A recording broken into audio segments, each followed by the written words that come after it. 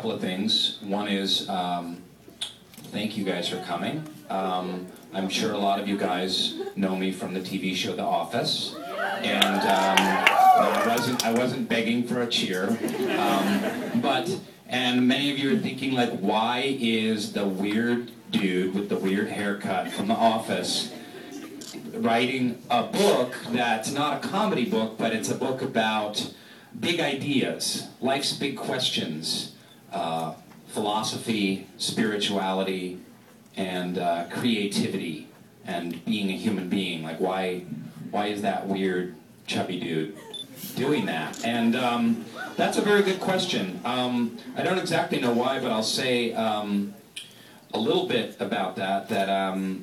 You know, it's something that's always interested me.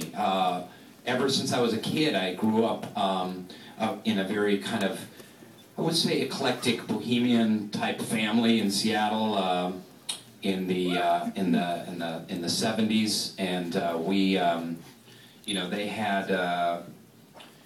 they were members of the Baha'i faith, and we had some Baha'is in the house.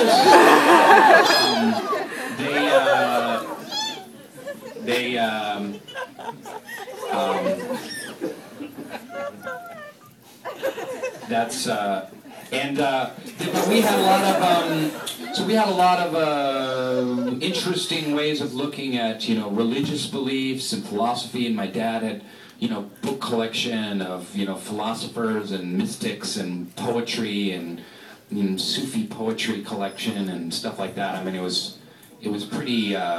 He was an artist, and he was also a sewer truck dispatcher, which made for a very heady combination. And then I, you know, in high school, I, you know, took a lot of classes. Like I took great books, which was a great option at my high school, where instead of English, you took great books. So you would just read books and debate them, and talk about them, and you were really graded on the ideas contained in a philosophical book, or on a book of the Bible, or, you know, on Moby Dick or something like that. And throw her out of here. My bouncer, girl with the purple hair, throw her out of here. So it was really